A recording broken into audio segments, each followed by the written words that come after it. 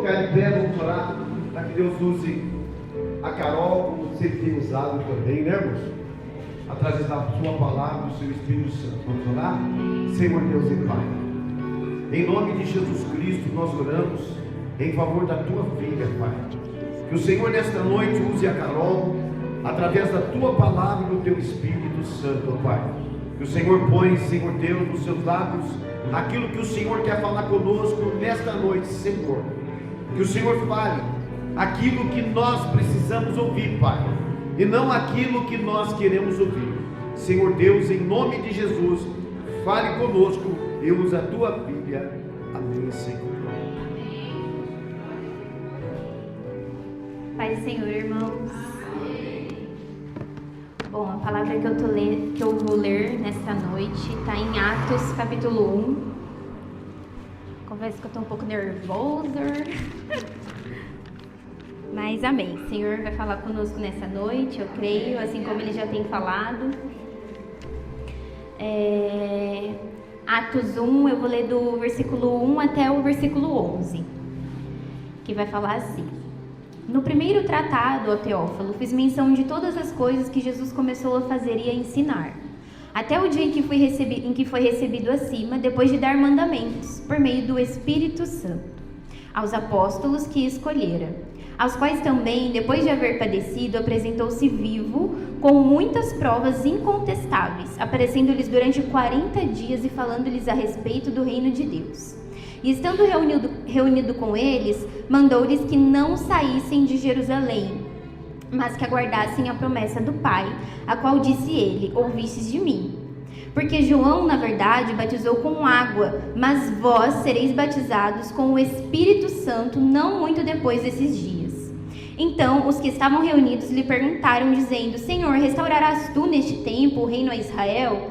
E disse-lhes: Não vos compete conhecer os tempos ou as épocas em que o Pai reservou pela sua própria autoridade, mas recebereis poder quando descer sobre vós o Espírito Santo, e sereis minhas testemunhas em Jerusalém, em toda a Judeia, em Samaria e até as regiões mais distantes da terra. Havendo dito essas palavras, vendo eles, foi elevado em uma nuvem e uma nuvem o recebeu e ocultou os seus olhos. E estando eles com os olhos fitos no céu, enquanto ele subia, eis que junto deles se puseram 2 varões vestidos de branco, os quais também lhes disseram: Varões galileus, por que estáis olhando para o céu?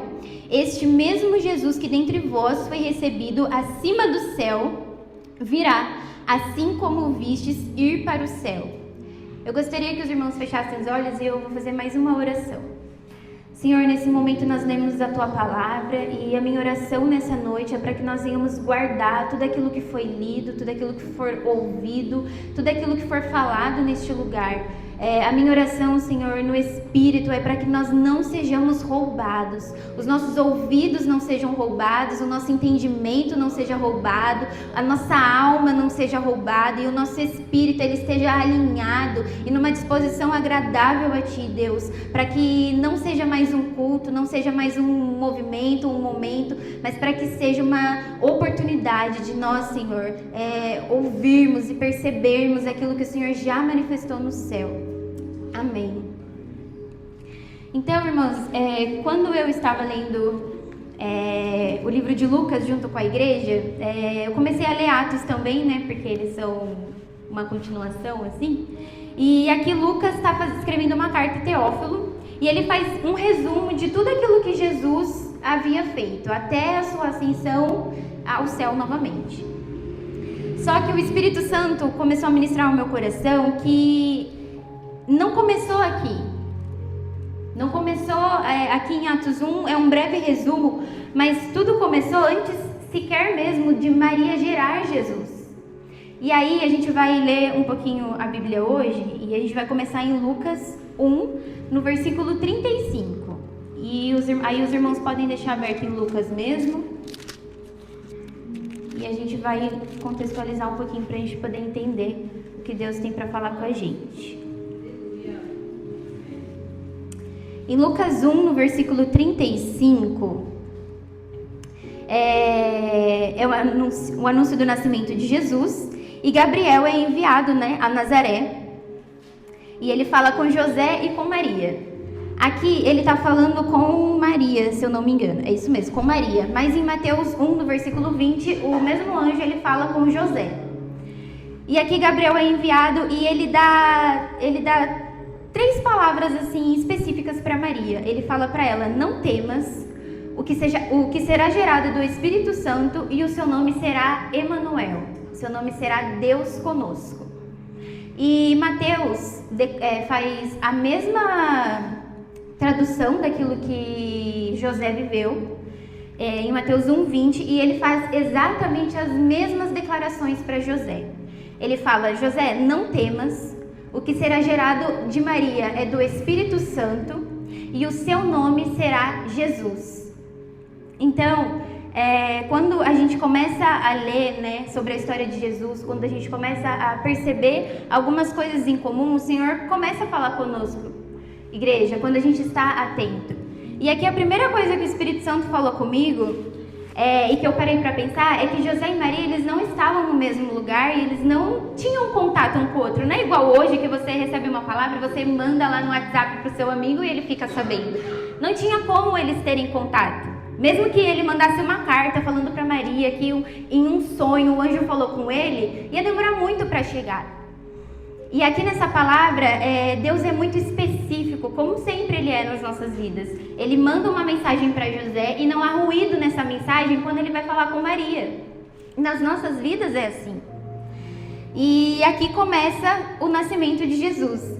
E aqui o Espírito Santo gerando no meu coração essa palavra, o que Ele deixou bem enfático é que o que será gerado em Maria é do Espírito Santo. Então, esse mesmo Espírito Santo que a gente leu em Atos 1, do 1 ao 11, é o mesmo Espírito Santo que já estava gerando em Maria algo. Então, a primeira coisa que a gente pode já guardar no nosso coração nessa noite é que o Espírito Santo, ele não só veio nos dar poder, mas ele veio gerar algo dentro de nós. Há uma promessa para nós de que nós seríamos batizados com esse Espírito. Eu não sei se vocês têm noção do que é isso. Eu não sei se todos aqui são convertidos.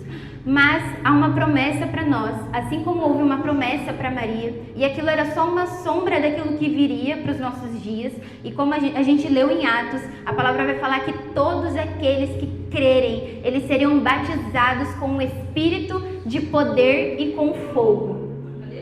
Guarde isso. Prosseguindo, a gente vai fazer uma linha do tempo, assim, dessa história de Jesus, para a gente poder chegar na onde a gente tem que chegar hoje. E aí, Jesus cresce, a palavra não fala muito sobre o desenvolvimento dele, só vai falar uma parte que aos 12 anos, ele está no templo e tudo mais. Até que chega o batismo de Jesus. Então, João começa a dar testemunho de Jesus. Em Lucas 3,16...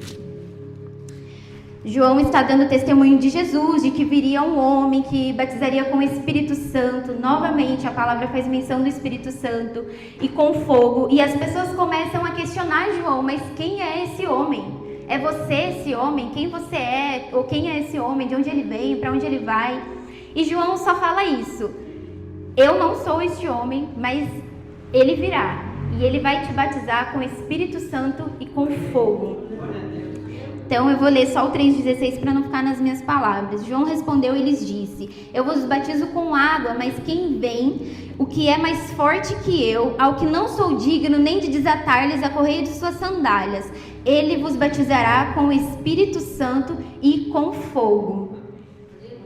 Passa-se o tempo, não muito tempo, porque em Lucas 3, no versículo 22, Jesus já aparece em cena. E aí a palavra vai falar assim, no versículo 21. Aconteceu que quando todo o povo era batizado, Jesus também foi batizado.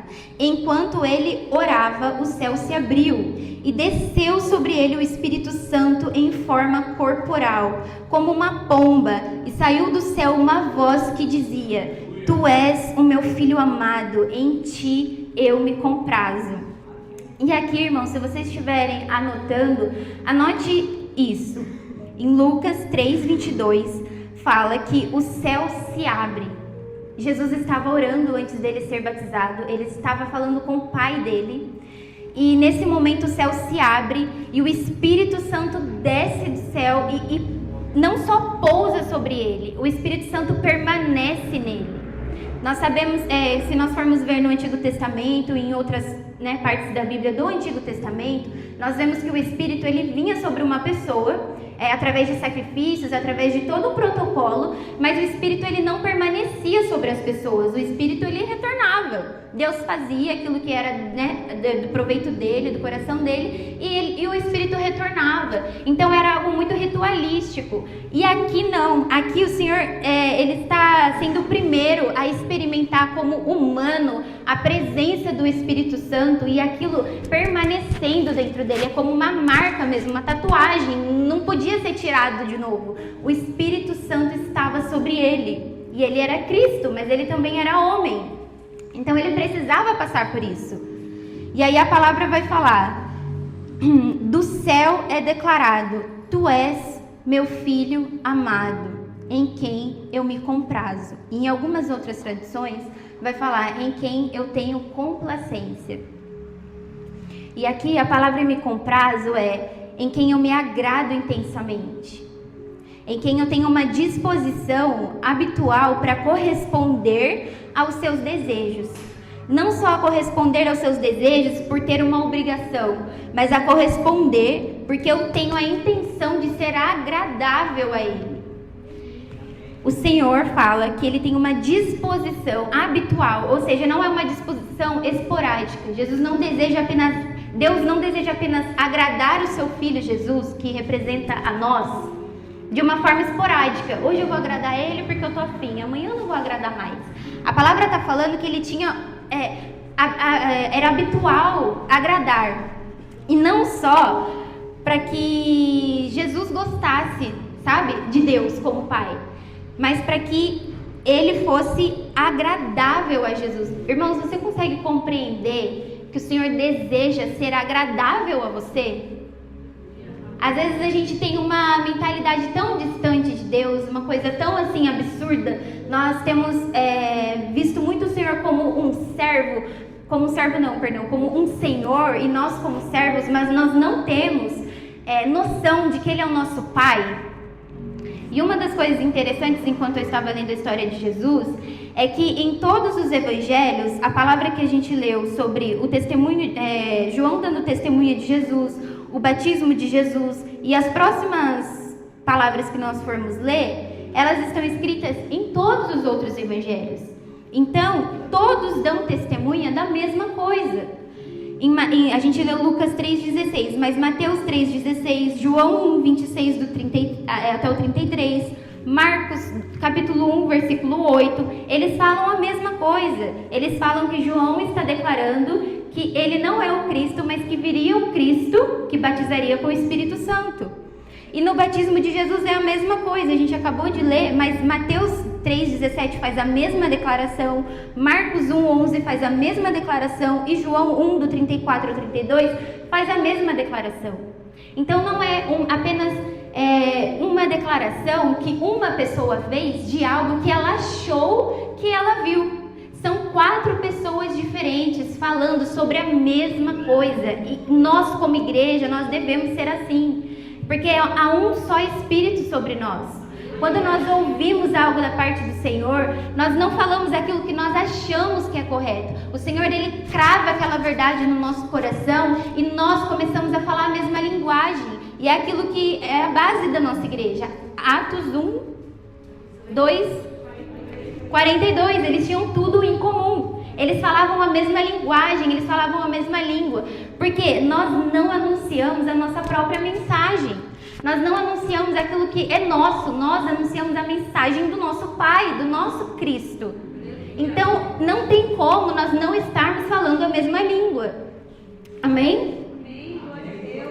E aí nós vamos para os próximos acontecimentos que teve na vida de Jesus. Assim como a Lê estava falando sobre existirem marcos nas nossas vidas, existiu marcos também na vida de Jesus. Existiu o seu nascimento, aí existiu alguém que veio antes dele para dar testemunho dele, existiu o batismo de Jesus. E aqui em Lucas 24, 49, vamos ler primeiro. existe uma promessa que Jesus faz.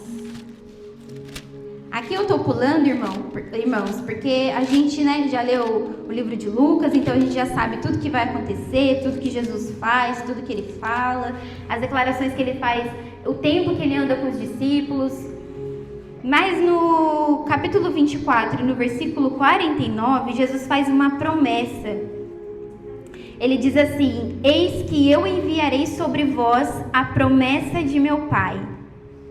Mas permanecei vós na cidade até que sejais revestidos de poder. Nós lemos em Atos que Lucas está falando para Teófilo que eles deveriam permanecer na cidade. Nós lemos aqui nos primeiros versículos de Atos. E aqui é Jesus quem está falando para os seus discípulos, para eles permanecerem no lugar aonde eles estavam. Irmãos, o Senhor deu um mandamento para eles. E eu não sei quanto tempo foi de Lucas 24, 49 até Atos 2, que é quando acontece o derramamento. Mas eu sei o que aconteceu entre esse caminho. Aconteceu obediência, aconteceu submissão, aconteceu perseverança, aconteceu resiliência.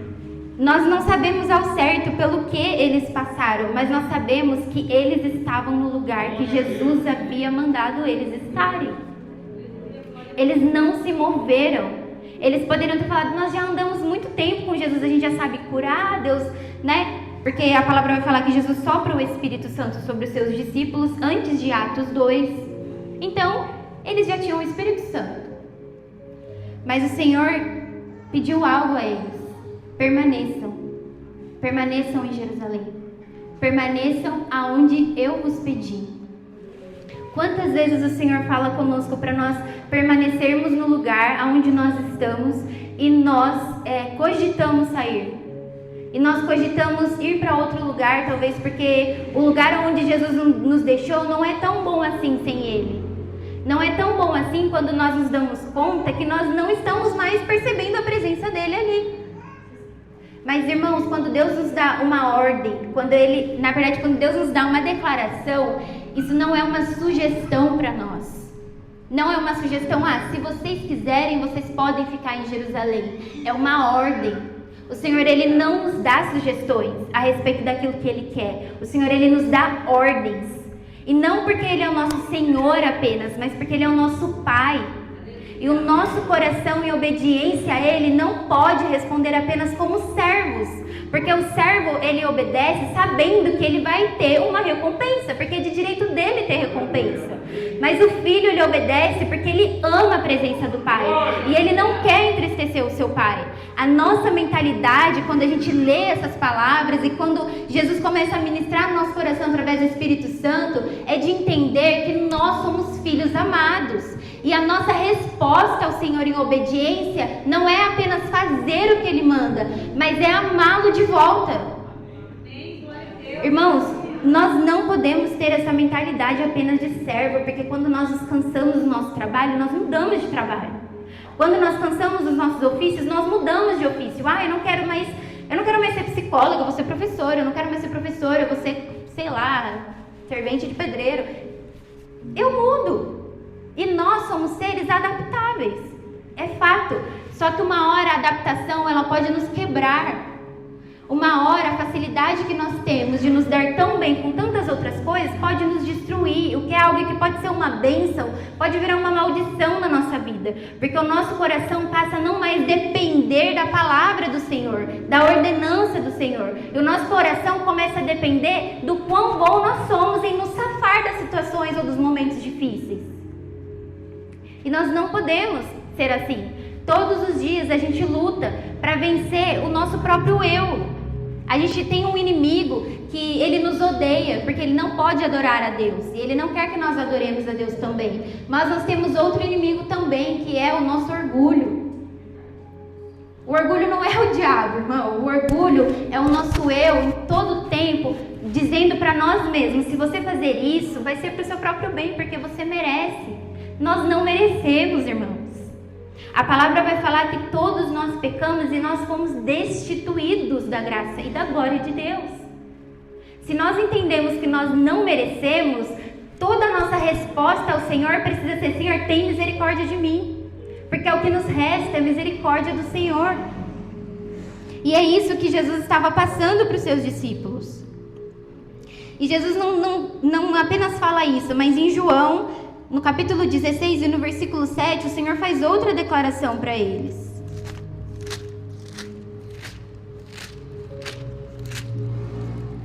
João 16, no versículo 7. Jesus vai falar assim: mas eu vos digo a verdade, convém a vós que eu vá, porque se eu não for o Consolador, ele não virá a vós, mas se eu for, vou-lo enviarei. E quando ele vier, convencerá o mundo do pecado, da justiça e do juízo. Aqui o Senhor está fazendo outras declarações importantes a respeito do Espírito Santo. E aqui é muito legal, porque o Senhor, ele chama o Espírito Santo nessa passagem de Consolador. Você já parou para pensar o porquê Consolador? E aí aqui ele vai falar no versículo 8.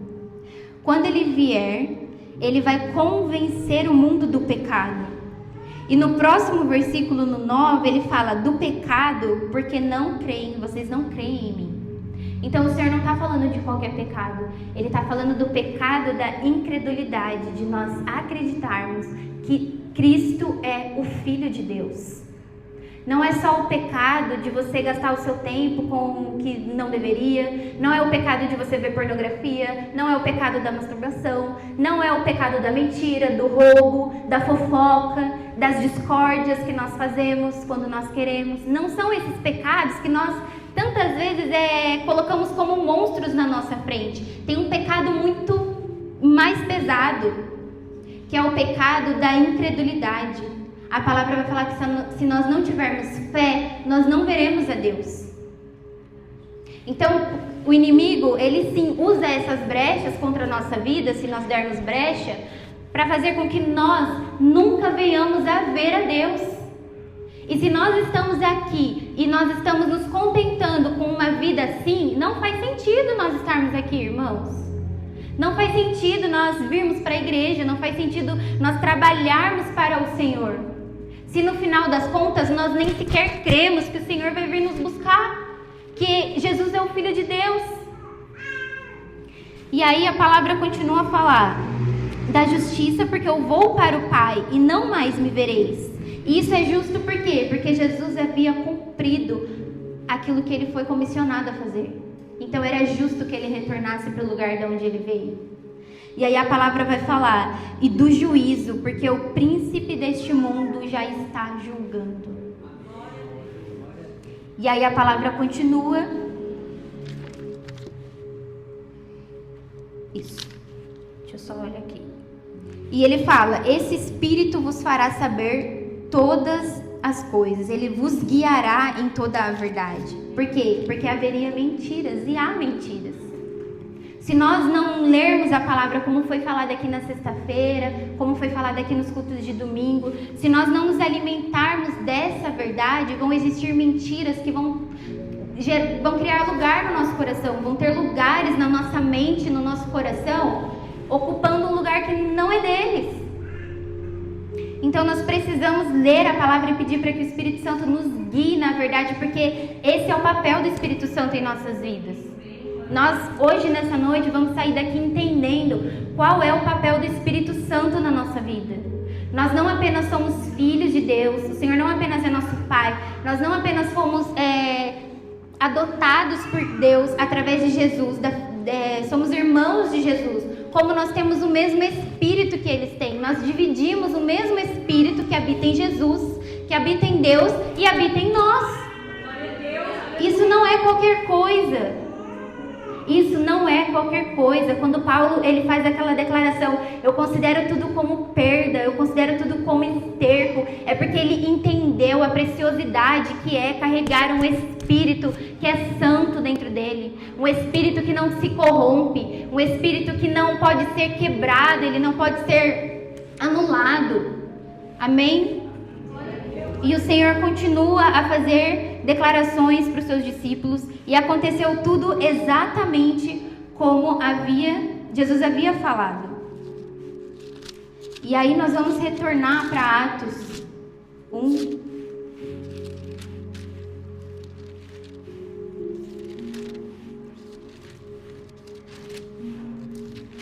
Aonde finalmente Lucas está falando que aconteceu tudo aquilo que o Senhor havia declarado que iria acontecer. E aí Lucas diz aqui, parafraseando aquilo que Jesus havia falado para os seus apóstolos, que João estava batizando com água, mas vós, que eram eles naquela época, seriam batizados com o Espírito Santo, o Espírito que nos consola. E eu não falei porque era consolador, né? Peguei o fio da meada aqui e fui embora. Mas consolador, irmãos, porque a palavra vai falar que Jesus retorna. E aí, se o Espírito não viesse, nós ficaríamos inconsoláveis sem a presença de Jesus. Nós ficaríamos sem ninguém. Depois do acontecimento de Jesus, tanto que o nosso tempo, né, as nossas datas são divididas em antes e depois de Cristo. Porque ele não foi qualquer bebê nascido numa manjedoura. Ele não foi qualquer menino de 12 anos que frequentou aquele templo. Ele não foi um rapaz de 33 anos apenas, que era muito sábio, que era além do seu tempo. Ele não foi apenas um homem além do seu tempo. Ele foi e é o Cristo, o Filho do Deus vivo. Cristo significa ungido de Deus. Ele é e ele vai permanecer sendo Cristo, Filho de Deus. E aí eu te pergunto, como a humanidade iria continuar vivendo depois de ter conhecido Cristo, o Filho de Deus? Não tinha como, não tem como. Eu não sei se você já se desviou dos caminhos do Senhor, mas eu já. E viver sem o Cristo, irmãos, é pedir para o Espírito Santo mesmo, porque é só Ele para nos consolar. A nossa alma, o nosso espírito, o nosso ser, ele não consegue viver sem um espírito da vida. A palavra vai falar lá em Gênesis que o Senhor, ele sopra sobre Adão. Ele sopra o que sobre Adão? Não é o oxigênio que a gente respira. Ele sopra o espírito da vida. Sem esse espírito da vida, nós não temos como viver. Nós apenas sobrevivemos lá fora. Nós sobrevivemos. Mas nós não temos vida e vida em abundância como Jesus nos prometeu que teríamos. E é por isso que Jesus fala, o Consolador precisa vir. E aí ele não só vai te consolar, como ele vai te convencer dessa incredulidade. Porque aqueles que estão lá fora, se você for falar, eu creio em Jesus, ele nasceu de uma virgem, já começa aí. Irmão, esquece, a pessoa não vai ouvir nada do que você tem para falar daí em diante. Porque você está falando que você crê em uma pessoa que nasceu de alguém, mas que não necessariamente foi gerado por outra pessoa. Porque precisa ter de duas pessoas. E você precisa ter fé. Você precisa ter fé para crer nisso. Às vezes a gente está tão no piloto automático de não, eu sou cristão, eu acredito em Deus, eu acredito em Jesus e tudo mais, que a gente não para pensar no que nós cremos. E o que nós cremos pode parecer muito simples, como ele fala, mas não é simplista. Simples é diferente de simplista. Simplista é o que nós fazemos todos os dias, são os nossos dias ordinários, que a gente acorda, a gente toma banho, a gente escova o dente, a gente vai trabalhar. Isso é muito simples de fazer. Simplista de fazer. Mas você manter essa constância todos os dias e não desanimar, mesmo quando isso não dá retorno para você, isso não tem explicação lógica. É o Espírito Santo que vai gerando vida em nós uma vez. E aí no outro dia ele gera outra vez vida de novo. E a palavra vai falar que a bondade e a misericórdia do Senhor nos seguirão dia após dia das nossas vidas. E é assim que nós vivemos. E aí o Lucas continua falando para Teófilo, no versículo 8. Amém. Mas recebereis poder quando descer sobre vós o Espírito Santo e sereis minhas testemunhas aonde? Em Jerusalém. Jesus havia pedido o que para os discípulos? Permanecei em Jerusalém, até que do alto vocês sejam revestidos de poder. Irmãos, a palavra aqui é o certo, vai falar que os 12 estavam lá. Na verdade, haviam 120 pessoas, mas além dos 12, eu não sei quantas pessoas estavam quando Jesus fez a declaração: não saiam de Jerusalém. Mas mais uma coisa nós sabemos: aqueles que saíram, eles não receberam um Espírito Santo. Eles não foram batizados. E a palavra vai falar isso. Então, os que estavam ali reunidos, eles foram revestidos de poder. Em Atos 2:4 é onde acontece isso. E aí a palavra vai falar, eu vou ler a partir do 1. Quando chegou o dia de Pentecostes, estavam todos reunidos no mesmo lugar, e de repente veio do céu um som, como de um vento impetuoso que soprava, e encheu toda a casa onde eles estavam assentados. E lhes apareceram línguas como de fogo, que repartindo-se, pousaram sobre cada um deles, e sobre todos foram cheios. Sobre todos repousou o Espírito Santo de Deus, e começaram a falar em outras línguas, segundo o Espírito. Não era segundo a euforia do coração deles, não era segundo o que eles imaginavam que seriam, era segundo o que o Espírito lhes concedia que eles falassem. E eles estavam habitando em Jerusalém. A palavra vai falar, Jesus fez uma promessa de que aqueles que tivessem permanecido em Jerusalém receberiam o Espírito. E aqueles que estavam em Jerusalém receberam o Espírito. E eles foram cheios do Espírito Santo. Só que o que aconteceu? Outras pessoas que estavam passando ao redor começaram a perceber que aquela promessa havia sido cumprida. E aí, alguns até se questionaram: meu Deus, o que está acontecendo ali? Será que eles estão bêbados? Será que... o que está acontecendo? E aí a palavra vai falar que Pedro começa, Pedro, tão eloquente, ele já se levanta para defender a causa de Cristo.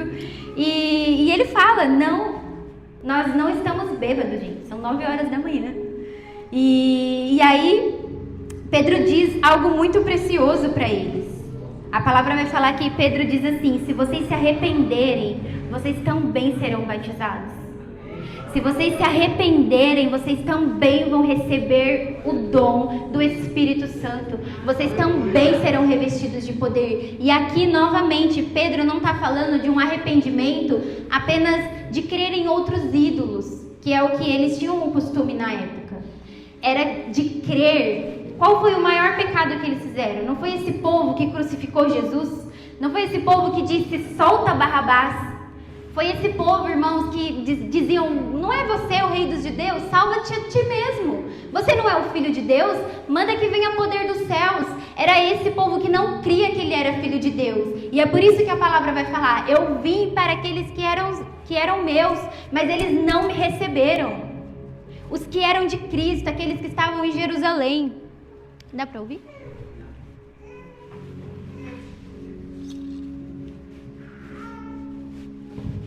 Eles estavam lá e eles viram tudo que Jesus fez. Eles ouviram tudo que Jesus falou, mas eles não creram. E aí Pedro fala: arrependam-se.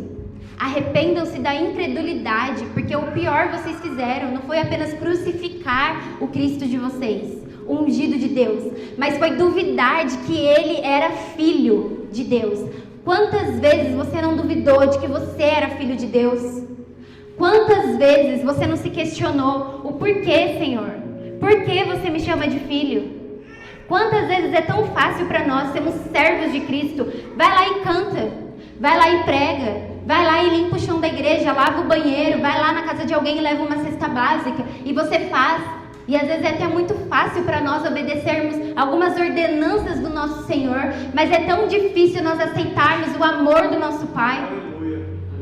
Por quê?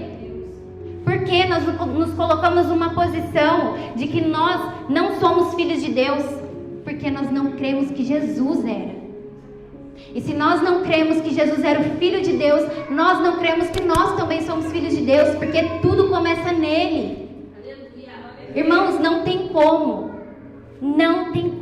nós quebrarmos princípios como como nós queremos começar do meio ou do fim.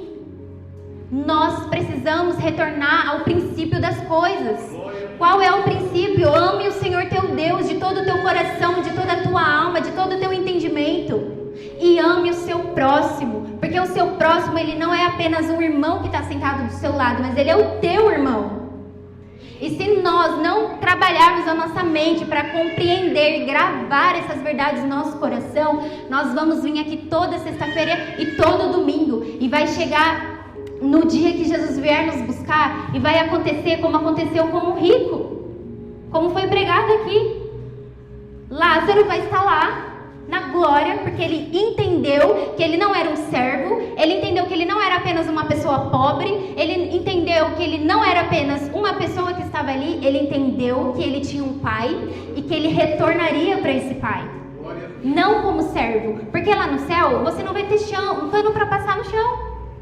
Não sei, né? Não fui lá ainda, mas eu acho que não vai ter. Vai ser tudo limpinho, tudo organizado. Mas a gente não vai precisar cantar. Tem 12 anciãos declarando que ele é santo, santo, santo. Nós, basicamente, não temos muita serventia lá no céu, a não ser esta, de sermos um com Deus.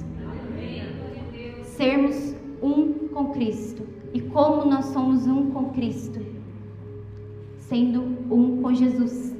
Sendo um através do quê? Do Espírito Santo. O Espírito Santo, ele é como se fosse um passaporte. Ninguém vai viajar para outro país sem um passaporte. Você precisa ter algo que te habilite a ir. O Espírito Santo é essa habilitação que você tem. É a habilitação que te permite entrar no céu. Amém? E aí continua. Pedro vai fazer essas declarações. E aí em Romanos 8,15, Paulo vai falar sobre isso. Paulo vai falar assim: porque não recebestes o espírito de escravidão para recair no temor, mas recebestes o espírito de adoção como filhos, pelo qual clamamos, Abba, Pai. Aqui Paulo está falando o que Jesus já estava falando, e ele continua fazendo as mesmas declarações.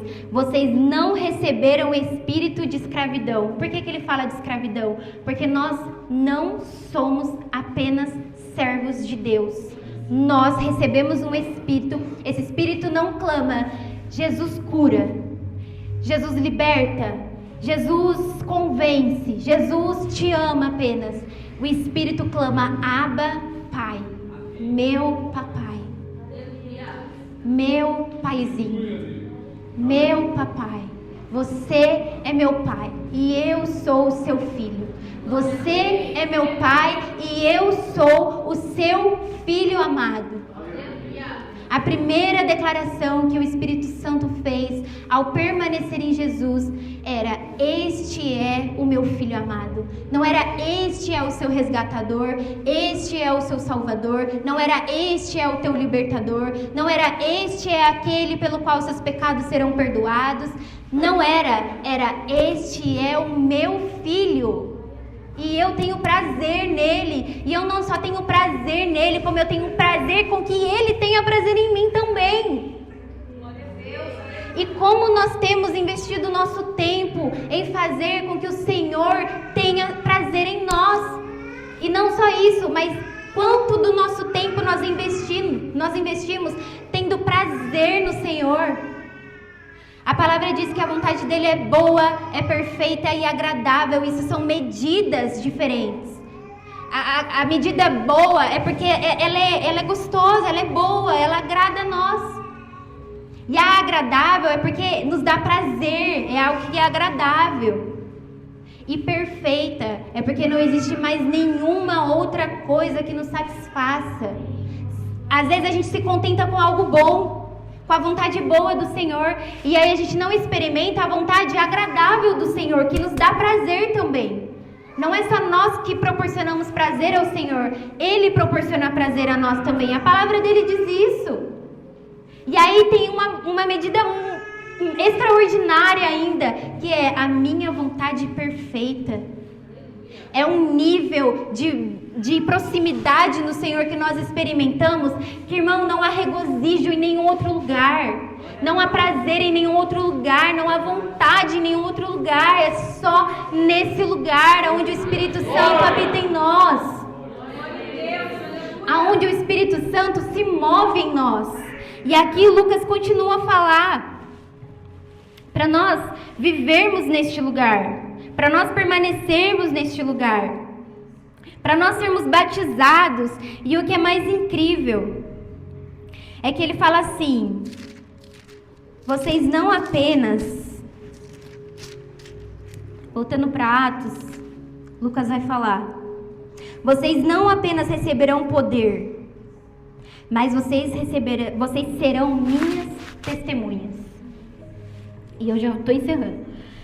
Minhas testemunhas. A testemunha é aquela pessoa que participa ou presencia um acontecimento. E ela é chamada para atestar sua veracidade. Então, se acontece alguma coisa, um crime ou algo assim, tem as testemunhas que vão prestar os seus esclarecimentos. Só que, olha a condição para você ser testemunha. Você precisa presenciar. Você precisa participar. O Senhor nos chama não só para termos o poder dentro de nós, mas presenciarmos aquilo que o poder dele faz através de nós.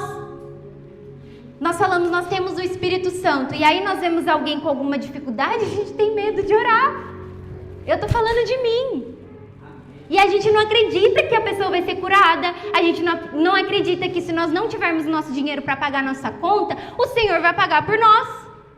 Nós não acreditamos. E como nós não acreditamos em coisas pequenas, que são essas, de que Deus é um Deus de provisão, nós não acreditamos que Jesus é o Filho de Deus, porque isso é uma medida de fé um pouco acima. E nós precisamos começar a pensar sobre isso, a gastar o nosso tempo refletindo o que o Senhor quer de nós. A palavra vai falar, vocês vão receber poder. Jesus não fez nenhuma declaração que não foi cumprida. E não vai ser na nossa vez que ele vai errar, irmão. Você pode ser a pessoa mais azarada do mundo. Não vai ser na sua vez que Jesus vai falhar. Amém? E ele continua falando. Nós precisamos presenciar esses acontecimentos. E como nós presenciamos coisas na qual o Senhor está envolvido? Tendo o Espírito Santo de Deus em nós. Carregando esse poder. E a palavra poder... Eu achava que era poder, irmãos. Eu vou confessar, vocês vão rir. Era alguma coisa de mágica, assim. Ai, Deus deu poder. Tchá! E aí a pessoa, sei lá, fazia alguma coisa mágica. Alguma coisa acontecia. E não é isso que significa poder apenas. Não mágica, mas algo extraordinário. A palavra poder significa... eusosia. Ou seja... A palavra poder significa autoridade delegada. Você recebeu poder, você recebeu uma autoridade que foi delegada para você. E aí a palavra poder tá em grego, tá, gente? Então não vou saber ler. Ischuros significa força física. Você recebeu poder, então você recebeu autoridade delegada e você recebeu força física. Para quê? Para eu fazer o que eu quero? Não, porque a palavra poder significa kratos, domínio. Domínio. E aí a palavra poder também significa dunamis, o poder explosivo do Espírito Santo, energia do Espírito Santo. O Senhor não nos deu poder para nós repreendermos apenas o maligno. Ele nos deu poder para nós vivermos todos os dias nessa terra com pessoas que são injustas. Ele nos deu poder para vivermos todos os dias num trabalho que a gente não gosta, com pessoas que a gente não gosta tanto assim, com injustiças, com maldades, com absurdos que a gente vê por aí. O Senhor não nos deu poder apenas para curar, Ele nos deu poder para manter a nossa mente sã, quando o mundo aí fora está falando que a gente pode fazer qualquer coisa, e a gente sabe que a gente não pode. O Senhor nos deu poder para conservar a nossa consciência sã e sadia, para quando Jesus vir nos buscar, nós continuarmos sendo uma noiva conservada, uma noiva pura, uma noiva santa. E ele continua a falar. Eles experimentam a presença do Espírito Santo. E o Espírito Santo permanece clamando sobre nós. Abba, Pai. Abba, Pai. Eu sou o seu filho. Você é o meu Pai. Irmão, nessa noite eu queria que você saísse daqui compreendendo que o Senhor, Ele não te chamou apenas para fazer algo para Ele. Sim, tem muitas coisas para fazer, mas isso não é porque tem necessidade de fazer. Isso é porque o Senhor deseja tanto nos inserir na vida dEle, que Ele compartilha com a gente aquilo que Ele deseja fazer. Então, a gente de bom grado, convencidos por esse Espírito, porque se não for pelo Espírito Santo, você não mantém uma constância. A nossa própria força, ela consegue sim fazer uma coisa, a mesma coisa um dia, a mesma coisa 2 dias, 3 dias, aí você falha 7 dias, aí você vai e começa de novo 1, aí você falha mais 30, aí você começa de novo do 1, 2, falha 300 dias. E foi assim para eu ler a Bíblia. Eu começava e eu não conseguia nunca sair de Crônicas. Nunca. Toda vez eu começava a decorar Crônicas, porque eu chegava em Crônicas e eu parava.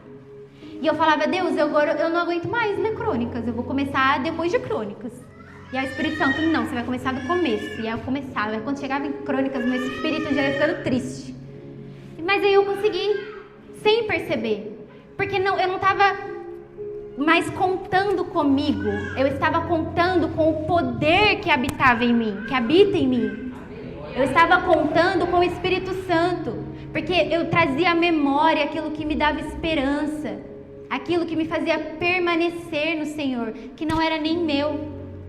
Aquilo que faz a gente permanecer no Senhor, permanecer com os nossos olhos fitos no Senhor, com o nosso coração inclinado no Senhor, não vem de nós. É o Espírito que clama, Abba, Pai. Abba, Pai. Que nessa noite você possa se colocar de pé. Eu queria fazer uma breve oração. E de tudo que foi falado aqui, se você pudesse lembrar de algo, lembre-se disso. Quando você estiver cansado, lembre-se disso. Há um Espírito dentro de você dizendo, Abba, Pai. Há um Espírito dentro de você quando você está no seu serviço, cansado, sem saber o que fazer, sem saber como reagir às indiferenças, sem saber como reagir talvez a pessoas que falem de você, sem saber como reagir dentro da sua casa, com pessoas que te julgam, com pessoas que falem mal do seu jeito de ser, ou do seu comportamento, ou até mesmo do seu modo, sabe, de viver. Que você possa meditar nisso.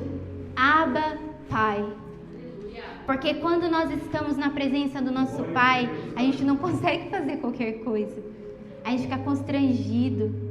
Eu não sei qual foi a sua experiência com o seu pai, a minha não foi muito boa. Mas o Senhor me ensinou que, ainda que o meu pai terreno falhasse, eu tinha um pai que ele era perfeito em todas as coisas. E ele nunca falhou comigo.